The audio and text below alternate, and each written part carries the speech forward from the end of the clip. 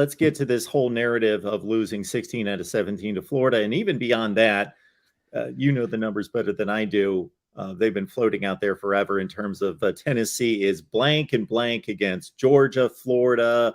Then recently you throw Kentucky in there. Of course, Alabama's the cross-division rival that hasn't been beaten in a million years. And it's some kind of ugly statistic about Tennessee against its rivals. So this seems to be the year to start knocking down some of those barriers. You have Florida at home in a year where you're clearly better than them. You have to win. You have Alabama at home in a year where it appears Alabama's still going to be great. I mean, sure. Let's not beat around the bush there. But you have them at home in a year where they look like they're maybe not as effective as in a typical year. They got outplayed by Texas. Do what? They got outplayed by Texas. Absolutely. Yes. I mean, they should have lost that game. They did not deserve to win that game. Bryce Young saved their butt right there at the end.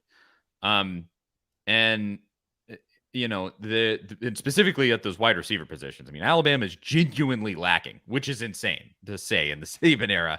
How many times has that happened that an actual whole position group is just really not there for you? And so you have that. That's a home game.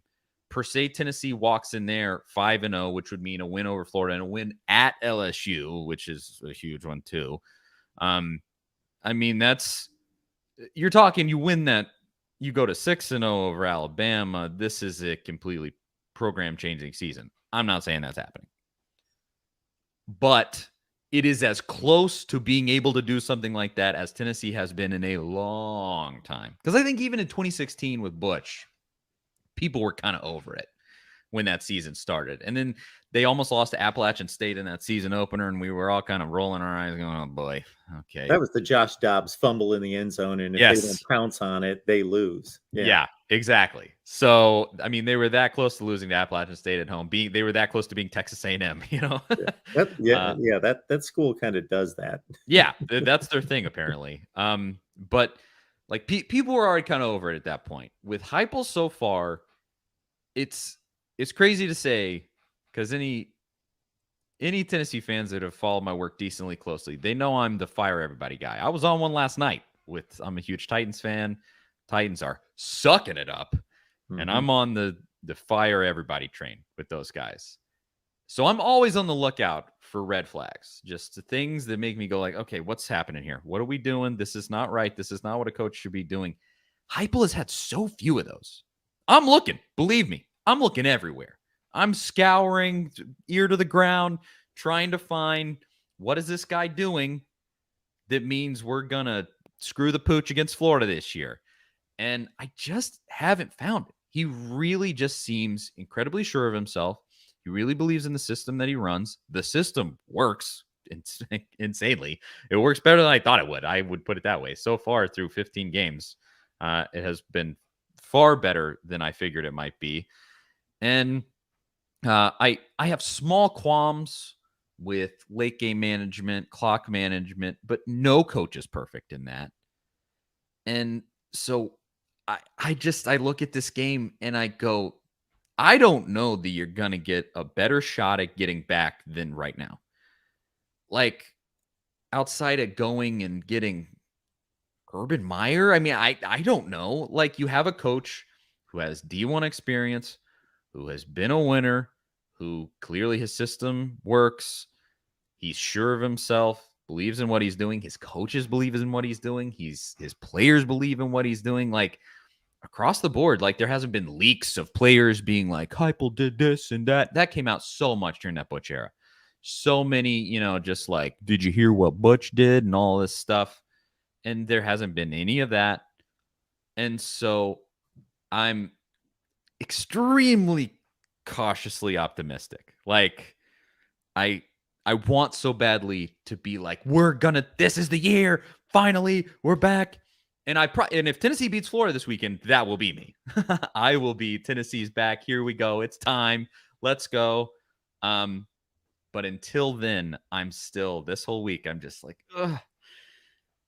It seems like we're getting it figured out, but I got to see it to believe it. I still am just in that mode. I got to see it to believe it. Because the fact is also this, Tennessee got smoked by a bad Florida team last year.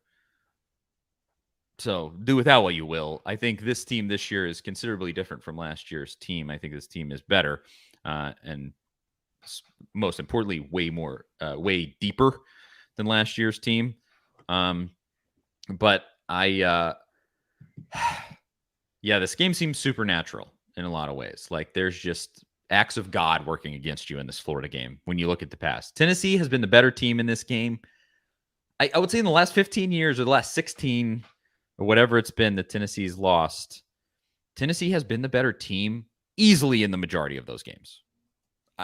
You go back and you look, it's the last 4 years you could say Florida was usually the better team. Before that, almost every year Tennessee was the better team.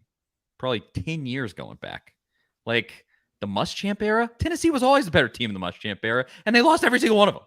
Like there's just something out there where just like the college football gods are like, no, you will not beat Florida. You won't do it. Push back on that a little bit, Charlie. So Sure.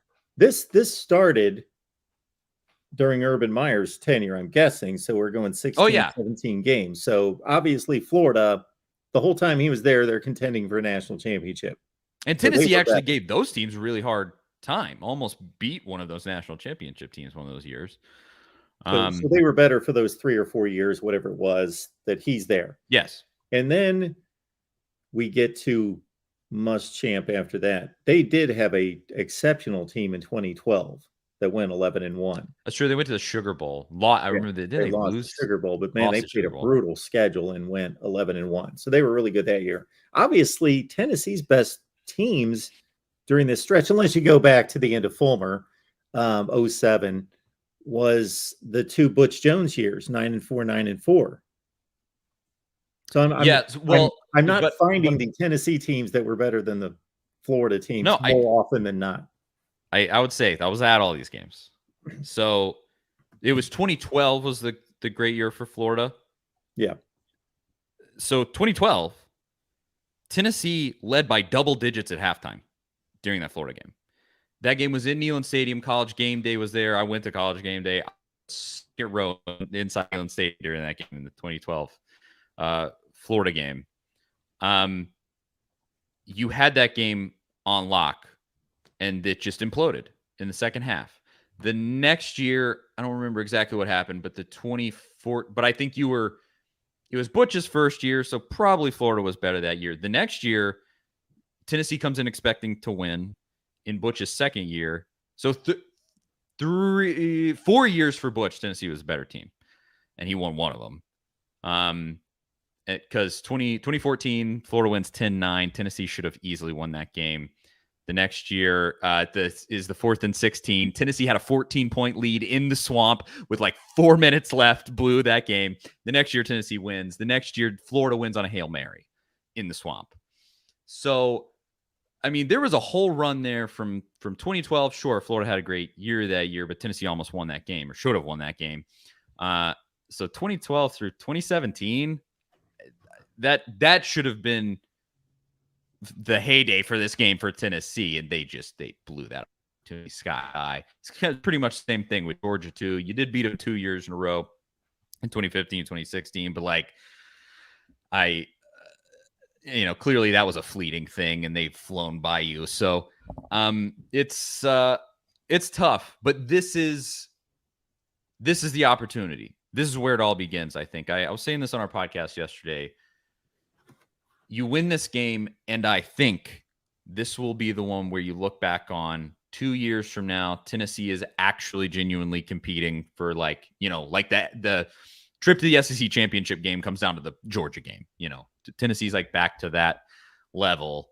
And you look back and you go like, yeah, the 2022 Florida game is where this began. That was the first big signature win.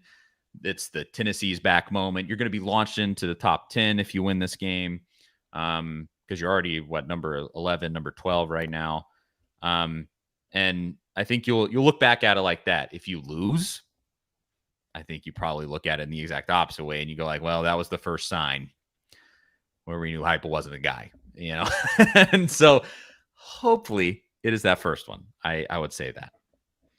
Charlie Burris, Big Orange Podcast. Get on over there. Check out Charlie's work. You see his Twitter handle right there. Follow him right there. Charlie, appreciate you stopping by. Hoping for your sake, a win, break the streak, get past it, keep going.